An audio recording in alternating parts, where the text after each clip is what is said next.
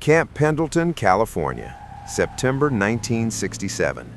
The Marine Corps base baked under a brutal afternoon sun, the kind that turns concrete into a radiator and fills the air with heat and dust, and the particular smell of a place where discipline is the only currency that matters. Somewhere across the base, drill sergeants were producing the specific kind of organized noise that has sounded the same on every military installation in every decade. Boots on pavement, commands that don't ask. Bruce Lee drove through the main gate in his Porsche. The guards recognized him, waved him through with the casual acknowledgement of men who had been briefed.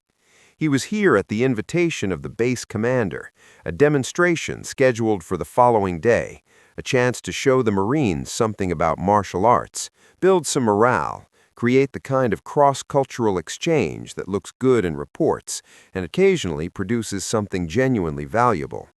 But that was tomorrow. Today, he was just looking around, getting a feel for the place, learning the ground before he performed on it.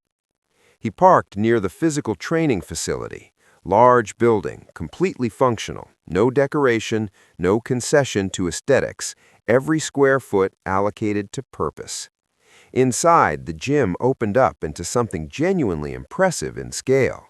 Basketball courts, weight room, boxing ring, heavy bags and speed bags and pull-up bars, and every other tool the Marine Corps had determined was necessary to keep a human being combat-ready. The air smelled like sweat and iron and the accumulated effort of thousands of men who had passed through here and left something of themselves behind in the atmosphere. Bruce changed in the locker room, black shorts, a military-style t-shirt someone had given him at some point. No shoes. He never trained in shoes. Started warming up the way he always warmed up, moving through it methodically, the stretching giving way to shadow work, the shadow work giving way to something that looked increasingly purposeful to the few Marines who had been in the gym when he arrived and were now very quietly not doing what they had come here to do. That's Bruce Lee, the kung fu guy from TV. The Green Hornet just started airing. His face was becoming known. Not yet famous in the way it would become, but recognized. They kept their distance, watched from across the room with the disciplined restraint of men who had been trained not to bother people who hadn't invited attention. Bruce moved to the heavy bag. Fast combinations, low kicks, high kicks, spinning techniques woven into the sequences with the naturalness of a language being spoken rather than performed. The bag moved under his strikes in a way that was different from how it moved when other people hit it, a difference that experienced eyes could identify but not easily articulate. Something about the relationship between force and precision, each strike carrying exactly what it needed to carry and nothing wasted. He was completely inside his own work, unaware or indifferent to the fact that the gym was filling up around him. Word moves fast on a military base. Within 20 minutes, there were 20 Marines arranged at a respectful perimeter, watching with the focused attention of people who understand physical training and are seeing something that expands what they thought that meant. Nobody approached. Military culture. You don't impose yourself on a civilian guest. You observe. You learn. You keep your curiosity to yourself unless invited to express it otherwise. Bruce stopped, drank water, breathing controlled but working for it. That was when he noticed the audience he had accumulated. He smiled, lifted a hand. 20 Marines lifted their hands back. One of them separated from the group and walked over. Tall, 6'2", maybe a fraction more. Solid, functional build, the kind that comes from training with purpose rather than vanity. Clean cut. A bearing that said career military without needing to announce it. "Mr. Lee?" The voice was respectful, genuinely so, not the performed deference of someone angling for something, but the straightforward acknowledgement of someone who had been raised to address people properly. "Yes? Corporal James Sullivan, sir. I just wanted to say I'm a real fan. Watched the Green Hornet premiere last week. What you do is incredible." "Thank you. That's kind of you." "No, sir, I mean it." Sullivan's directness was disarming. The speed, the technique, it's nothing like what we train here. Bruce looked at him with genuine interest. What do you train here? Combatives, basic hand-to-hand, enough to handle close-quarters situations. Functional, but nothing approaching what you were just doing. They talked, the easy conversation of two people who had found unexpected common ground. Sullivan, from Boston, joined the Marines at 18, 3 years in, planning to make it a career. Respectful without being stiff, asking real questions rather than performing interest. Bruce liked him within the first 2 minutes in the uncomplicated way you like people who are simply authentically themselves. "You train martial arts?" Bruce asked. "A little, mostly what they teach us here. Some boxing before I enlisted, nothing serious." "You box?" "Used to, long time ago." "Show me your stance." Sullivan hesitated just for a moment, then dropped into position.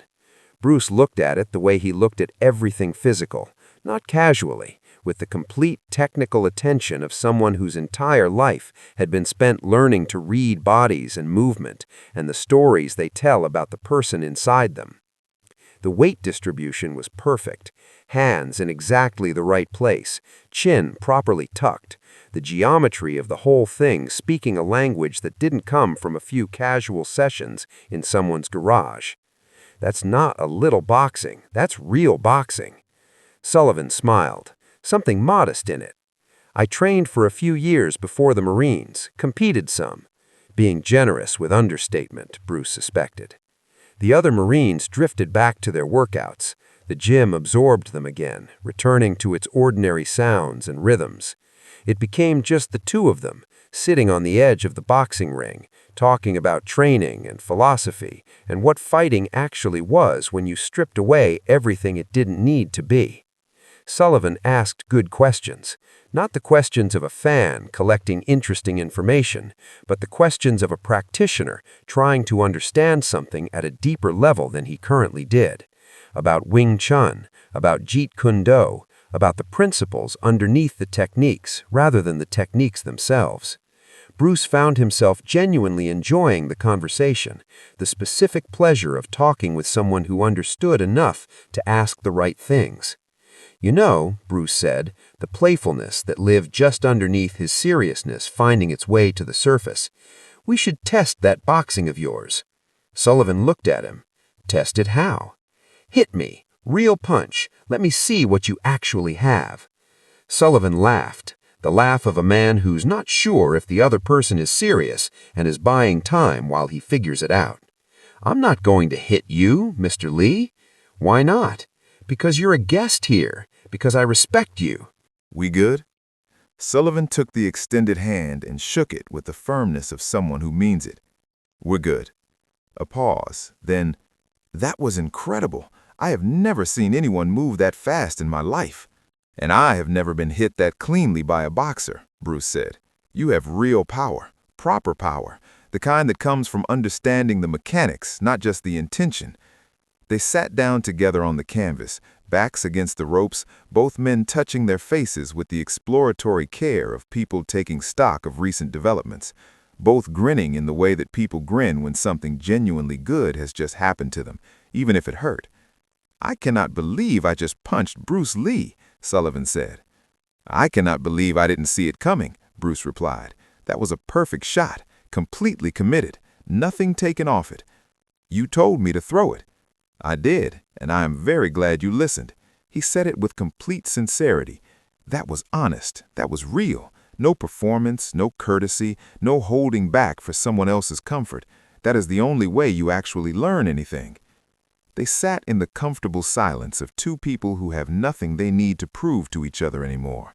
Around them, the gym continued its ordinary afternoon, weights moving, bags swinging, boots squeaking on the hardwood of the basketball courts. Nobody had registered what had just happened in the ring. Too brief, too quiet, just two men sparring. "Can I ask you something?" Sullivan said. "Of course." "Why did you actually want me to hit you? Really?" Bruce thought about it for a moment, not because the answer wasn't clear to him, but because he wanted to give Sullivan the real version rather than the convenient one. "Because I need to know what real punches feel like. I train every day. I work techniques constantly, hit bags, hit pads, spar with my students, but my students pull their punches. They respect me too much to give me the honest version, so I never get to feel what real committed power actually does. He touched his jaw. You gave me that. And the kick, same principle in reverse. You needed to experience real technique, not choreographed, not slowed down for demonstration, not pulled for someone's safety. Real speed, real angle, real application. Now you know what it actually feels like. Sullivan nodded slowly, processing it. It was different than I expected. How? Faster, but more than that, the angle. In boxing, everything comes at you from directions you've trained to watch. Your kick arrived from somewhere I wasn't monitoring. I didn't even know I had a blind spot there until your foot found it. That's the essential difference. Boxing is direct, efficient, devastatingly powerful within its framework. Kung Fu works with angles, with deception, with the spaces between what an opponent is prepared for. Different tools, different languages. Which is better? Neither, both. It depends entirely on the situation, the distance, the person in front of you, and what they bring. Your punch put me on the canvas. My kick caught you clean. Both worked. Both are completely valid. The mistake is deciding in advance that one truth is the only truth. They talked for another hour, not performing for each other anymore, just two serious practitioners finding the common ground between different disciplines and discovering, the way you always discover when you look honestly, that the common ground was larger than the differences. Bruce walked Sullivan through some Wing Chun principles, trapping, close-range control, the way you manage an opponent's limbs before they can manage yours. Sullivan showed Bruce advanced boxing combinations, the footwork patterns that most people watching boxing never noticed because they were watching the hands. Both men learning, both growing, two fighters who had arrived at the same place from completely different directions and found that the view was similar enough to share. "You should come back," Sullivan said. "To the base?" "Yeah, not for the demonstration tomorrow. That'll be official, formal, the version you perform for brass and cameras. Come back after that. Train with us, with me. Share what you actually know." Bruce looked at him. "You think the base commander would allow it?" "I'll ask. My guess is he'd consider it a recruitment asset. Bruce Lee training Marines. But honestly, that part doesn't matter to me. What matters is the training. Real exchange. No cameras, no press. You come here, work with whoever's serious, and we give you honest sparring partners who won't pull their punches because they respect you too much to pull." "I would genuinely enjoy that," Bruce said, and meant it. "Learning from your guys, teaching what I know, real exchange going in both directions. Monthly maybe, or whenever your schedule allows. No ceremony, just work." I like that, a lot. The following day, Bruce gave his official demonstration. 300 Marines arranged in neat rows, performances performed with precision, boards broken cleanly, techniques demonstrated on carefully selected volunteers who played their roles correctly. It was impressive, genuinely professionally impressive, and it was exactly what the base commander had arranged and paid for and would report favorably about afterwards. Sullivan watched from the back row. He knew he was watching a performance, a very good one, executed by someone who was also a very good performer. But he had been in the gym yesterday. He knew the difference between what 300 people were watching today and what had actually happened on that canvas. After the demonstration, before Bruce's car left the lot, they found a quiet moment. "Quite a show," Sullivan said. "That was performance," Bruce said. "Yesterday was training." "I know, I could tell." "I meant what I said about coming back." "So did I. I'll talk to the commander, make it happen."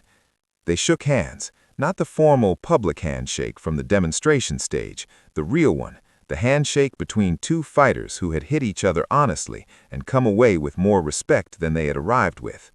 Over the next 4 years, Bruce returned to Camp Pendleton regularly, sometimes monthly, sometimes every few months, depending on where his work had taken him and what the schedule allowed.